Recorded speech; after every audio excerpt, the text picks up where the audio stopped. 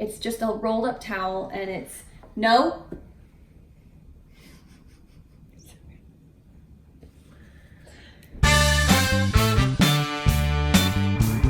Nip it! Nip it!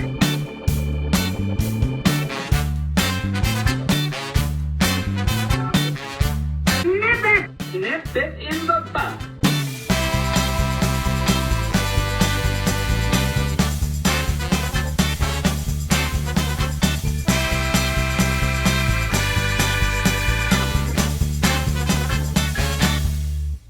I'm waiting for the theme song. Oh, waiting for the theme music to kick in. No theme music. Oh, what are we doing? Trying to be a part of it. Okay. You ready? Boom, ready. All right. Hi everyone, Bethany Wilson here with Ruff Beginnings Rehab, and this is my lovely clean-shaven assistant, Chris Davison. The Boo-hooing is a dog that we have out in place that gets excited with excited voices, so he'll be giving side commentary. No. The peanut gallery. The peanut gallery, yeah, exactly. All right, guys, so this is episode 31. 30. Right? Is that right? 31. All right, number one. Am I saying the names? Yeah. Okay. Number one is from Billy Schlager? Schleger. Schlager. Just Schlager. Sorry. I'm going to slip another question in here because you just say things in a way that makes so much sense to me. Thank you. Thank you for, patting her on her back. Lately, I've noticed my dog seems to literally be squashed by his excitement, whether it is seeing people at the park or other dogs, or even sometimes when I come down the stairs and he's waiting at the bottom. It doesn't look like when he's afraid or agitated. Actually, it's very different. His ears fold down, his legs start to bend, and he gets a bad case of the wiggle butt, but he doesn't make a peep. He never barks at people, but instead his explosion is to jump super high. So I just watched your video about how the correction for aggression is different than the correction for fear. But how do you handle the correction for brainless joy? I really love this question because I think I kind of take for granted with a lot of the clientele that I have, I just take for granted that people know to just correct excitement. And yes, aggression is very different than fear. When it comes to excitement, you would correct it just like you would correct anything, any normal arousal. And by arousal, that could be aggression, that could be anxiety-based arousal, or it could be excitement. Down. Speaking of excitement arousal. So here are a few tips that I would suggest. You could do, if you do prong collar, you could do a really good prong collar pop. So I have a video that talks about dogs jumping up, puppies or dogs, so I shouldn't say puppies, adolescent dogs, not puppies, jumping up, or adult dogs, and it's taking a leash and popping down kind of more towards the ground. So you kind of counteract their upward angle of clobbering someone. Now, this should be set up with like a friend or someone in the house, or your dog has a leash on and you walk up the stairs and come down the stairs and they're jumping like crazy. You can say no while you grab the leash, pop them down towards the ground. But here's the thing, I actually don't think that's the most effective way. And it's something that doesn't look the best to do in public, I'll be totally honest. But you do need to correct it. But your goal, just like with aggression, anxiety, anything like that, is to catch it early. So what you really want to do is make an impact early. So when you go to the front door and you open the front door and you've got wiggle, wiggle, wiggle, you correct that. Now wiggle. Sorry. I was in the zone. I couldn't resist. And you totally messed with my thought process. Sorry, could not resist. Anyway, you're at the door and you got wiggle, wiggle, wiggle. And you don't wait till you get out the door and they're already pulling towards a human. You actually correct them just for overexcitement at the front door. You can do that with a leash. You can do that with, there's two other methods that I suggest that actually works really well. One is called bonking. Now this is really scary concept for people. I'm gonna get hate mail suggesting it. Bonking is you literally take a rolled up towel and you say, it's actually very specific how you do it, but you say no and you bonk your dog on the head. You do not hit, you do not wail your hand and rah. No, that's not what I'm talking about. It's just a bop right on the head. Animals, dogs, the idea behind it is they hate projectiles. It can really take a dog down a notch. And if you have a really sensitive dog, they might just lay down and be like, oh my gosh, what was that? And they'll be a little low-key walking and be like, whoa, what did you just do? But they'll get over it. It's about teaching a valuable no. It's about pairing no with something very specific. We've had lots of dogs, they could care less about bonking. I mean, they'll try to grab it in the air and think it's a toy. And then we've had other dogs where it's a more valuable inhibition than e-collar training. So every dog is different, so keep that in mind. If you really want to look up the specifics, the best how-to for it, you can look up Gary Wilkes, Wilkes. I really like bonking for de-escalating situations like that before I even leave the house. Now, don't get aggravated and at the top of your stairs be like, no, and pitch a rolled up towel down at his head.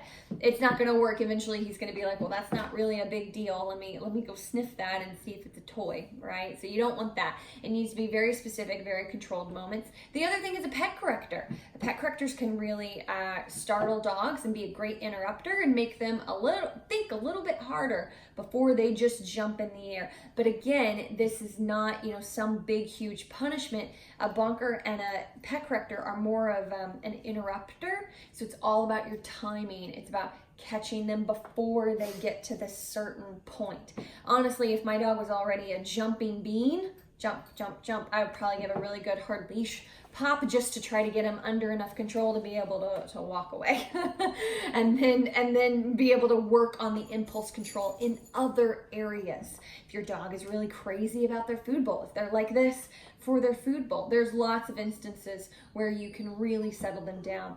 But the beauty is saying the word "no" and pairing it with some sort of interrupter that has value for your dog. We have a puppy right now. You can hear him whining because he's excited that he hears us talking.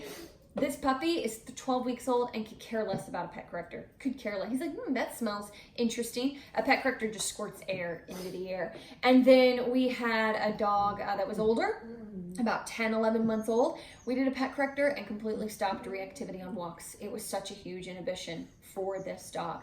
So every dog has different levels of value and you just got to find what works for you. Never become a broken record. Don't bonk and bonk and bonk or pet correct. Don't do something like that over and over again because you're just going to get, the dog's going to get used to it. It's going to be a really negative thing and all you're supposed to be doing is just teaching clear communication no. But you never want to settle down. You never want to bonk though when you're aggravated or angry, yeah, right? angry. I mean, because then you might do something that's going to, they'll attach it to an emotion. Anger. They'll attach it to an emotion, which is very bad. It's simply no and bonk. And I know a lot of people will say, oh, but the dog will get hand shy. And the most we've ever had that happen to is we had a really sensitive golden retriever, but was not sensitive to e-collar. And we used bonking on him for the barking at the door. And maybe for 2 days, if we knocked on the door, he'd be like, whoa, what? What are you gonna do for 2 days? But this dog had they couldn't even have people over. It was the constant, incessant, happy barking was just out of control.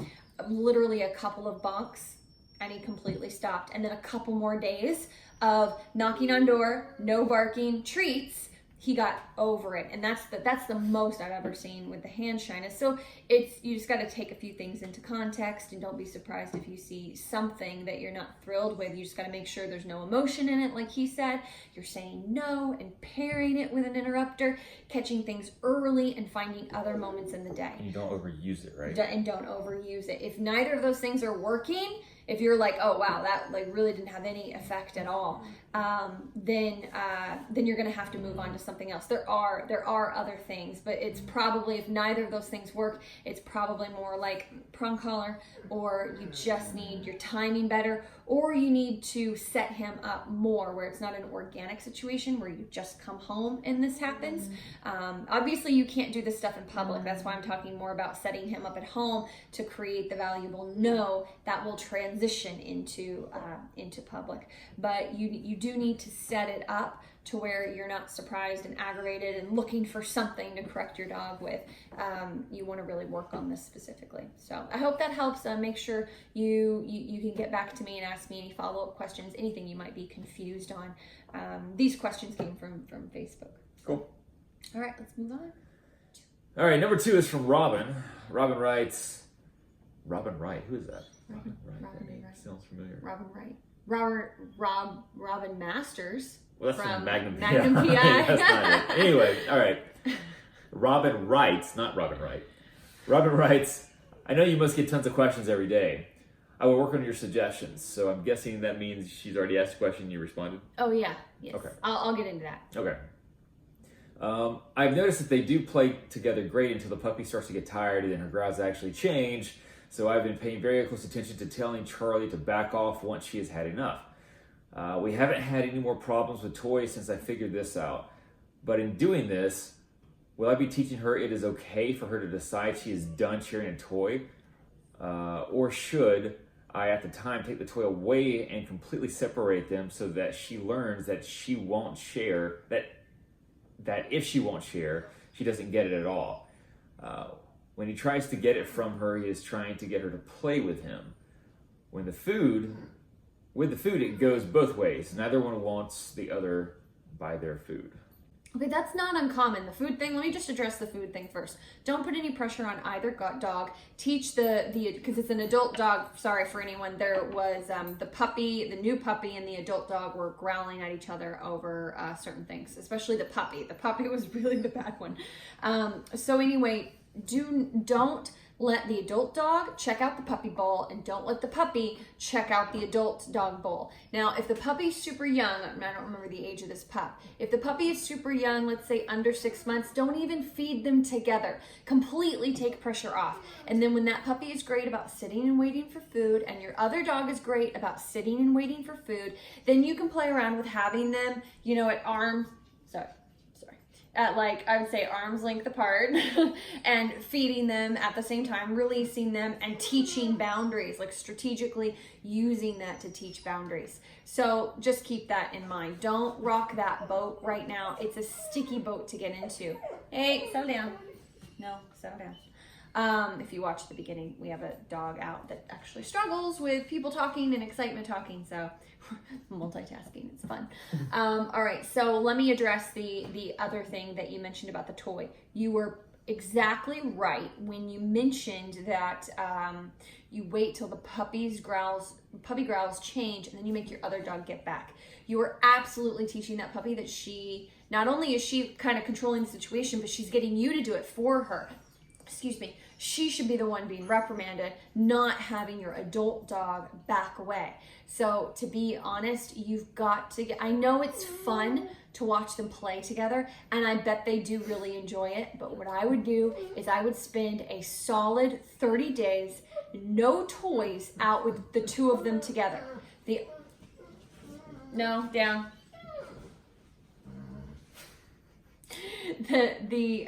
No toys with them out together. The only thing that I would do toy related would be one-on-one. So while the puppy's crated, you can play with a toy with your big dog, and then when the puppy gets playtime, it's like one-on-one, you're teaching fetch. And in the meantime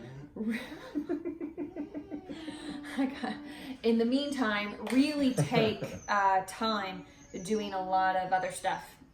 So what I mean by that, I'm just gonna get a video. I'm gonna intersplice video of this drama. In the meantime, really work on impulse control with waiting for food, waiting at doors, learning drop it, really getting a handle on the level of play, all right? The intensity level of play with the puppy with you, not with the other dog. Like really get this impulse control under wraps before you can let the two of them play together. And then you want to try to, hey, that's enough. Gobi, no, down. The 1-year-old Doberman. Oh my gosh. Okay. So anyway,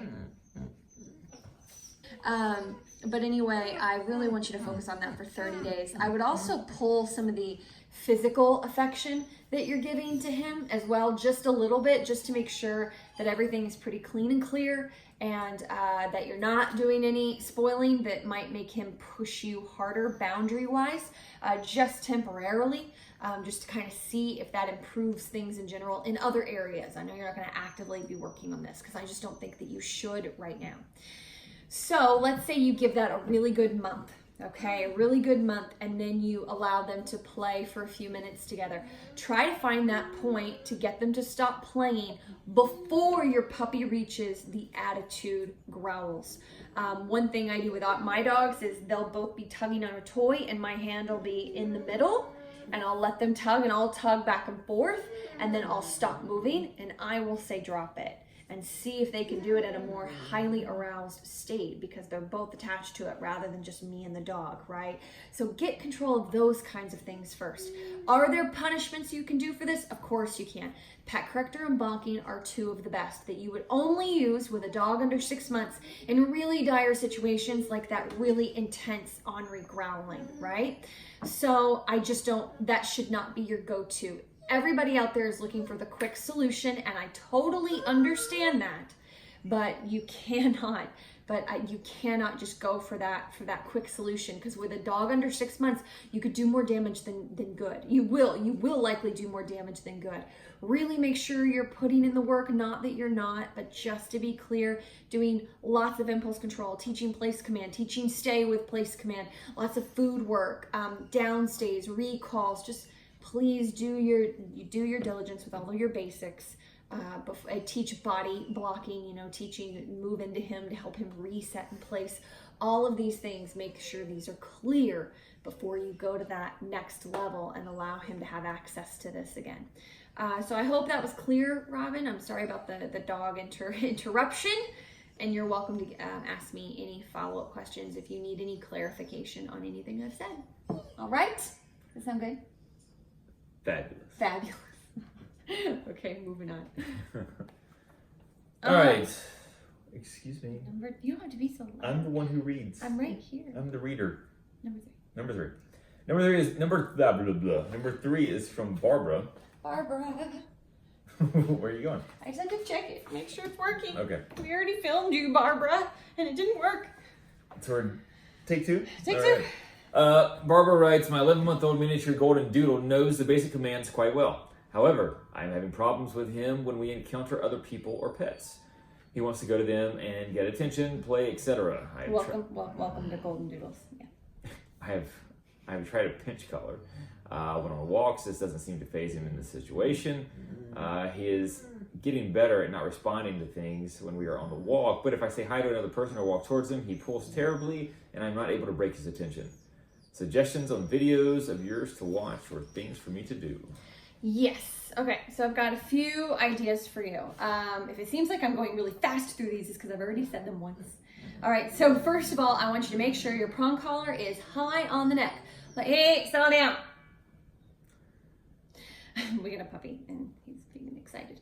Okay, and then we also have the Dobie, who is staring at me. Like a big puppy. Like a big, giant 1-year-old puppy. Speaking of 1-year-old adolescent out-of-control dogs, that's the whining here. So here's the thing. I'm gonna give you some ideas to correct your dog, but as I'll use an example with this adolescent dog that whines, gets excited with voices and things like that we're working on. Do I correct it? Yes, I absolutely do. But I also have to understand that it's a 1-year-old dog. It's really excited, and I also want to work them, all right? And really not just correct their emotions, but work them through their emotions, okay? So, because I've corrected him for the whining a few times, but he's still doing little bits of whining. No, And that's because he needs to be worked through it some as well, not just told no.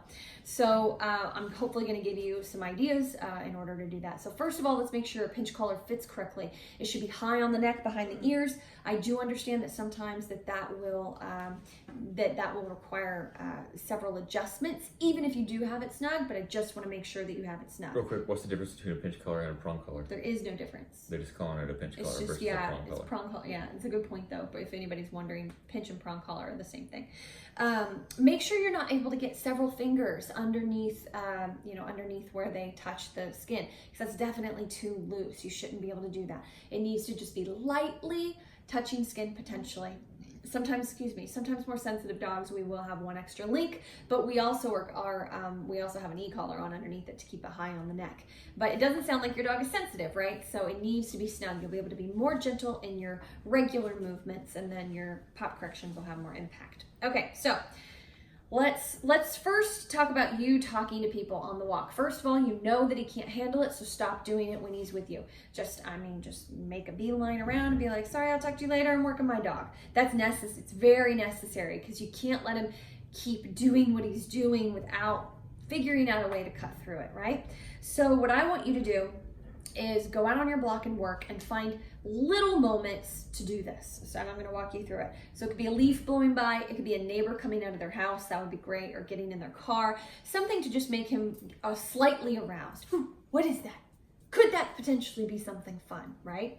So, and you just let him venture out a little bit. Like, you just let him venture out ahead of you. And you're gonna first you're gonna say no, because we want to create a very valuable no. And then you're gonna give him a good pop correction to the side. So it's important to probably bend over at the waist a little bit. I don't know how big your golden doodle is, what size he is, but I don't want the leash like this being the dog and this being, the pop correction. I need it to be more guidance based, a little bit more horizontal, so it's more directional. And you're gonna pop, turn, and walk away. No, pop, turn, walk away. You shouldn't have to do that more than a couple of times in one walk. If you're doing it over and over again, then yeah, he's definitely desensitized to the prong collar, or you might accidentally be amping him up. Sometimes that happens as well. But if it's firm, crisp, clear enough, and surprises him, he'll likely be like, whoa, sorry, I'm coming, right? That's the goal. But you can't be doing that out in public around a bunch of strangers, especially you don't want to do it ever over and over again. So it's important to keep that in mind. This is to make your no more valuable. So when you give little pops and you say no and you're faced on with someone, he'll be more likely to listen. You got to set a tone, right? So that's one of the ways that you do that. The other thing is don't pass by people. When you can, turn in the other direction and go. Now, let's say that you're faced on with a person and you don't have a choice. Change your posture, like physically straighten up a little bit, shoulders back, and walk a little bit more military-esque. And then what you're gonna do is, as soon as your dog perks up, ooh, what is that? Let's go. Do a little kind of tug forward if you need to. Again, it's not up in the air. It's more literally forward.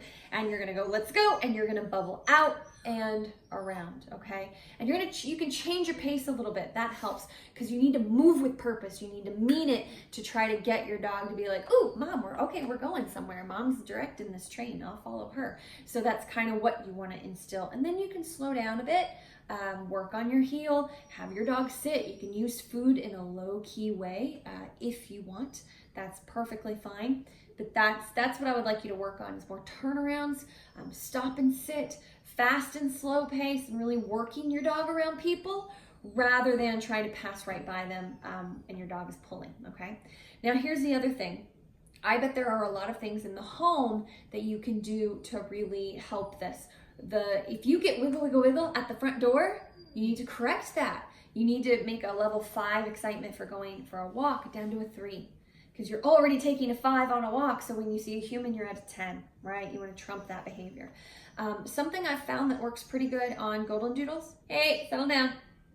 That works pretty good on golden doodles, not on Springer Spaniels. We have a Springer Spaniel puppy right now that could care less about the pet corrector.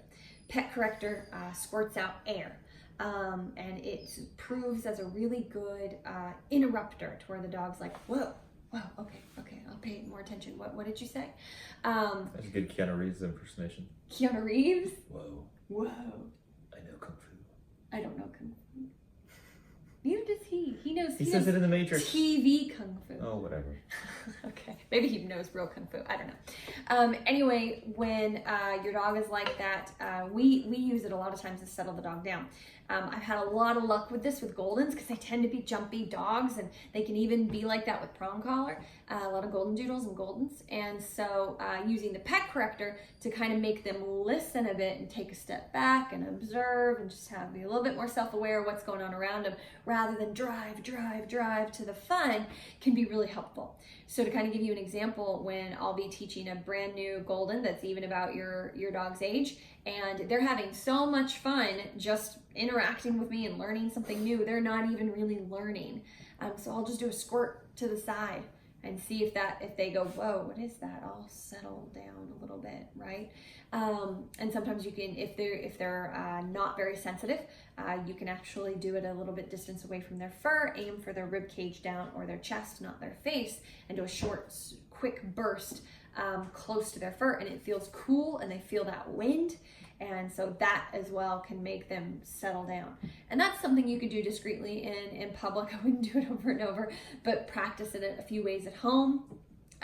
Practice it in your local neighborhood where you could literally bubble, let's go, bubble out. And then if they're like hop, hop, hop, no, squirt, little squirt. The thing is to just try to catch them in the lower key moments. Like here's arousal, right? And here's your dog. And they're building, right? Catch them in this first 1/3 of arousal, and you won't have to do it near as much. You won't have to be you won't have to be super harsh with your dog, and you can set a tone so where if they do get up here, it's easier to manage, get out of there, and do better next time at catching things early. So yeah, I hope that helps. And what is it, Barbara? And if you have any more questions on this, feel free to let me know if you need any clarification or anything. So yeah. All right, number 4 is from Agata. I'm not sure. Agata. Agata. Agata. I don't know that sounded. What? That was. It sounded That was like a Hawaiian halulu. It sounded like a dance. Agata. Anyway, Agata, or hopefully we're not saying your name too incorrectly. I'm sure we're saying it incorrectly, but number 4. Hi, I just love your videos. They're so helpful. Thank you for all your knowledge that you put in to these videos. But I have one question. I have a Tatra Shepherd dog. What is a Tatra Shepherd? A Tatra Shepherd. I think it's a sheepdog. Okay. It's a type of dog. It's a type of dog. It's a type of dog. It's Okay. real. It's real. A Tatra Shepherd dog with serious dysplasia. She just had both of her knees operated on, so with the limited movement and all the energy she has, she's got quite reactive. And I'm just wondering, how can I calm her down without asking her to sit, because getting back up isn't good for her? What else can I do? Well, if she's recently gone under surgery, then you're right. Like, she's probably not supposed to move at all.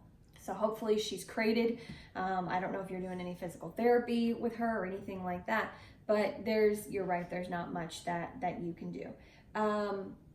Gosh. So, and all the energy, she's gotten quite reactive. Okay. So there's a few things that you can try. Okay. I'm just trying to think of your situation, like what specifically I would go for with a dog that is struggling with physical issues. I don't want her to be jumpy. I don't want physical corrections. I actually think a bonker would be your best way to go. Now, a bonker, just to keep this short, I explained a bonker on one of the other questionnaires, but I would go check out Gary Wilkes, Wilkes, and what you're doing is you say no, and you literally just take a cotton towel. I have one right here because I'm working with Gobi, the Dobie, and he's doing fine. He hasn't needed this, but it's just a rolled up towel, and it's no.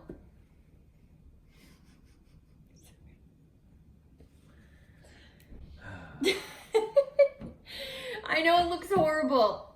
I know to the untrained eye, it looks It looks like you're beating your dog, but you're really not. I swear.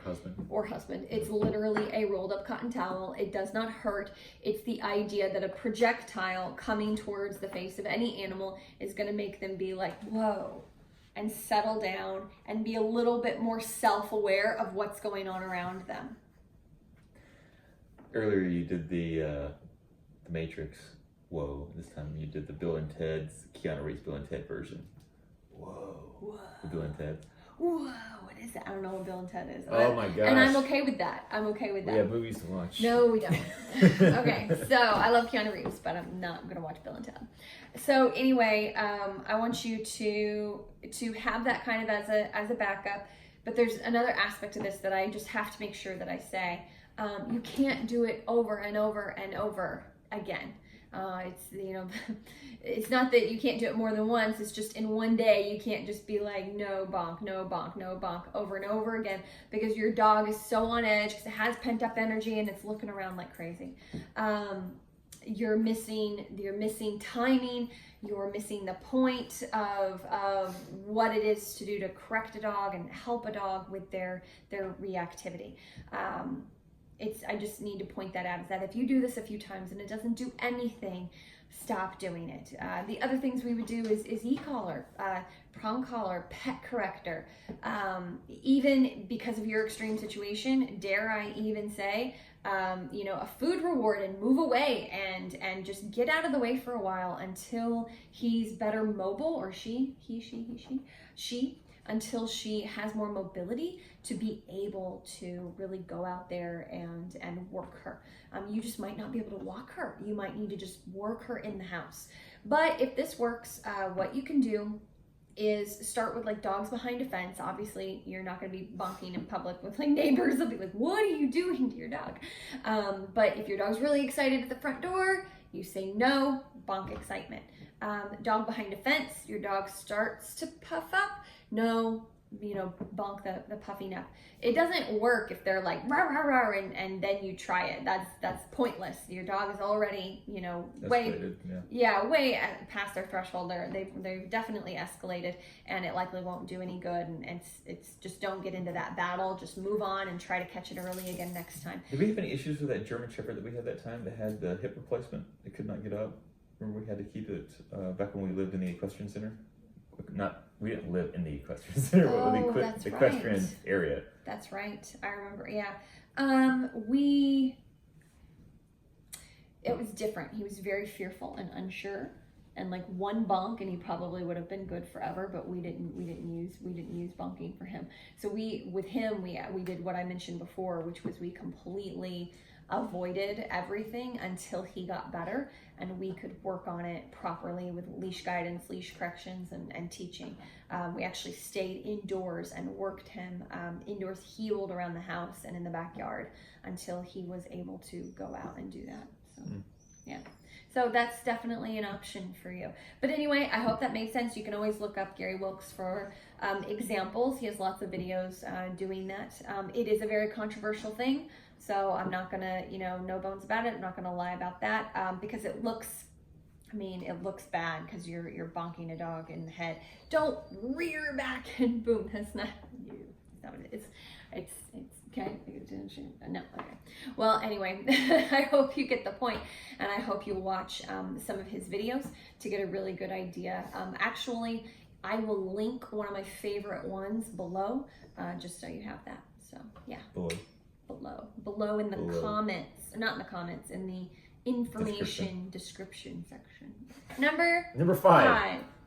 Jennifer writes, I have a young dog and am rather worried about the biting. So I reduced this greatly. So go ahead, but this is a lot. So read it quickly. Actually, I think I'll take it in sections maybe. Okay. Go. My husband and I have tried a lot of different methods over the weeks, and phew, they all just seem to rile him up more. Sorry, that was in there. I had to say it. I heard you mention this in videos and also talk about some ways to curb that with the Boston Terrier, I believe. But I'm not sure how to execute that. I would really appreciate any tips, especially the small steps along the way. They got the Terrier to be so good in that video. I was really impressed. Keep going. Okay. Any type of bumping or pushing him away, trying to get him to give me more space. He thinks it's a game and gets amped up more. Keep going. We've tried many things. He also barks at me out of frustration if he can't, for some reason, nip at me. We also tried redirecting with toys, but he has a lot of different types, and none are highly motivating for him. He'll play, but when he's in that mood, he just wants to bite my flesh. I swear he will bite around a toy to get to a person. I've tried reinforcing gentle, which means kisses, or doing nothing. That worked a little. Doing nothing. That worked a little. But not much, as he ignores it, especially when he's really going for it. We've tried more forceful methods as well. I bought a pet corrector you're always mentioning, and it will be here in a few days, but my guess is that would be an amp up situation. Let's see. I don't know. I mean, sometimes dogs, you can go ahead and stop there. My only hope is we use it carefully and it works and catches on. But he'll probably not care very soon. So yeah, that happens with the pet corrector, is it doesn't actually do anything. It's just an interrupter, really. If you do it closer to the fur, like a few inches out, it can feel cold. So it can create sometimes an inhibition because of that, but not always. So just taking a video of how good he's doing now. So what I would say, just to the first part that you mentioned, what I would say is that it's very common that blocking amp up your own dog. Now, I could get him and it might be a very different scenario, but because of the history, just the fighting back and forth for control, that's not uncommon. Plus, I know, like in the video, I'm like, this is how you do it. It's easier said than done. Like sometimes it can take, some teaching. Hey, settle down. Puppy. Okay. It's a puppy. We have a puppy in a corner and a 1-year-old whiny puppy as well. So specifically to talk about the video, to mention, she's mentioning a video on a Boston Terrier that I did a lot of food work with before I added in the blocking. And sometimes I would have a leash to back me up as well. No, settle down. Down. Good boy. Still moan and groan, but good boy. So what I would suggest you do is a few things. So first, you are going to spend the next week where that dog does not eat out of a food bowl. You are going to do come, sit, break, and if you're in a hurry, you can dump a lot of kibble on the ground. If he doesn't eat the kibble, then he doesn't eat. He can skip a meal or 2, or even 3. Don't send me hate mail, people. He will be fine. He's a dog.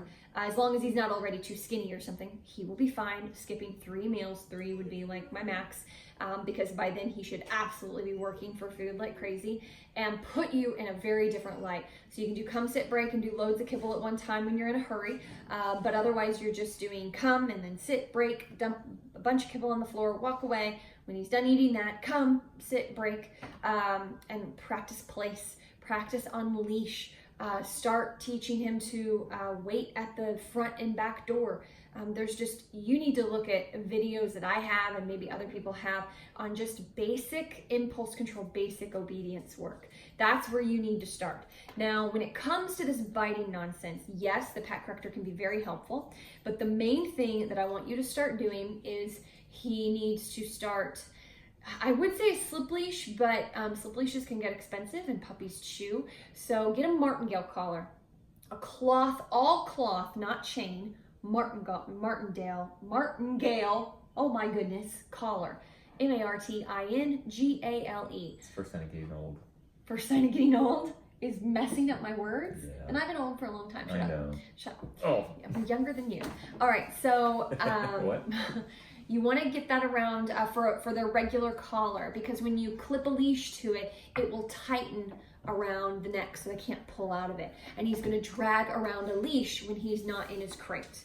That way, all of your interactions with him, any shenanigans, you're not going to say anything. He's biting you. You're just going to, you can say no, I guess, but he might even be emotionally charged at no at this point. You're just going to go and grab the leash, not right by his head, because it looks like you're coming in at his head, which can cause more frustration. You choose at least a foot out, and you're gonna pick up the leash, and you're just gonna do flat, straight pressure straight up in the air. Let me be very specific. This dog does not come off the ground, okay? This is just a little bit of pressure straight up. If you lift him off the ground, he's probably going to freak out. He might freak out even just with a little bit of pressure, and not freak out as in that you should stop, but freak out in just protest. Like I was working with a puppy earlier, and he's not used to the leash. He's been doing so good, and then all of a sudden he's like, I'm not gonna follow the leash. You know, something like that. It's a little bit more on the minor scale. So legs do not come off the floor, but you are doing pressure up in the air. Hold him out and away from you. Wait till you kind of sense him giving in a little bit, then relax your leash, okay? And you just don't need to say anything. Just know, do that over and over and over again, and it will help de-escalate him. Slip leashes do work better for this. Mendota is a good brand, but puppies tend to chew, and you'd be spending $15, you know, once every 2 weeks or more possibly, which I don't want you to do. Just a cheap nylon leash to drag around on a martingale collar. That's your big thing right now. And on the flip side, you have to be actively working with him with food and on basic obedience to change this dynamic around. That's what we did with the Boston Terrier. It was a few days of just tons of food work and then crate. So there was no free time for him to get into shenanigans. It was food work and crate, food work and crate.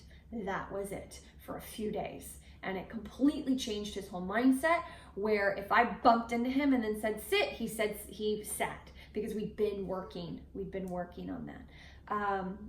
So yeah, hopefully that helps. Let's go into the next section. I saw a video you recommended throwing a rolled up towel against the cage for whining. Is that isn't potty related? Is that something you still recommend? Mm-hmm. Yeah, it is. Sometimes they don't care. Sometimes we actually will open the crate door. No, it's called a bonker. It's just a rolled up towel. I actually have one here. You don't do it hard. It's not to hurt the dog.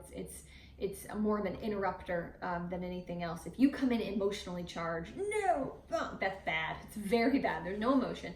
It's just, no. Hang on, let me demonstrate. No. Well, it should be the front. No. I find that fun. Yeah, I know. But sometimes they tend to push through that. It kind of just sounds like you have the type of puppy that wouldn't care.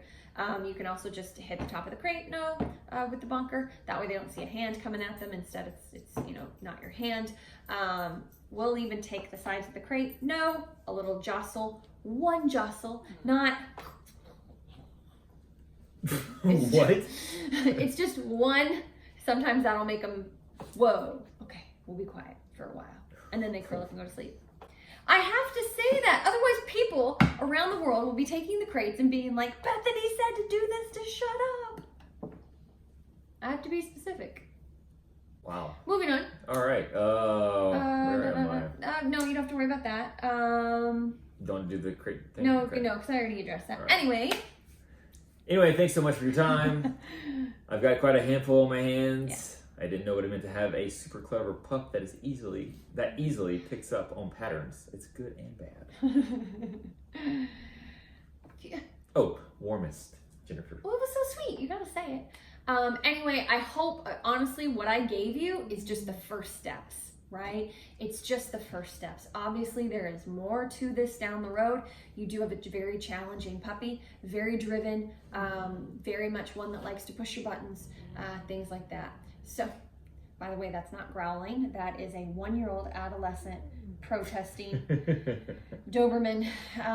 But anyway, I hope that gives you a really good idea of what you can start to do to move this process along and feel a little bit safer with him. I cannot tell you how important it is for him to drag around a leash in the house and probably get way less freedom and more crate time. But when he's out, you need to actively work him. Work with him on fetch and drop it. That's a great, or just tug of war and drop it. That's a great way to build a bond and get better control of your dog's bite. Now, I understand he's eating up the way to your hand, and so I know that's a bit of a tricky thing. I would probably even use bonker for that too, but I don't want to get too much into those corrections because I really need you to do the other things I mentioned first. So hopefully that helps, And you can always let me know if you have any follow-up questions down the way. That is the end. That's the end. You know what I mean? Inspirational to say for anyone? Your inspirational tip? My inspirational quote of the day is I don't have one. You don't have one. Can you come up with something? You do stuff like that all the time in your business. Can't you just come up with something off the cuff? If you're tired of starting over, stop giving up. I really like that one. Say it again. If you're tired of starting over, stop giving up. Yeah. If you see someone struggling and they're constantly starting to pull ahead and then they just stop. But such is also life. It is life. We all do that. All of us do that in different ways. But it's just a good reminder. But here's the thing: anything that's worth anything that is going to be a little hard. It's hard. Well, it's gonna be hard in general, and you're gonna have to put effort into it. When things get hard, it doesn't mean you stop and back off. It means you have to buckle down and push through. But if you find yourself doing that over and over and over again, and blaming exponential circumstances, is that the right word? Exponential circumstances. External circumstances. If you find yourself blaming external circumstances, but you feel like this keeps happening to you again and again and again, oh yeah, maybe really take a look at that quote. All right, guys, thank you very much for watching this episode of Dog Training Q&A by Ruff Beginnings Rehab. Number 31. Number 31. Have a nice day.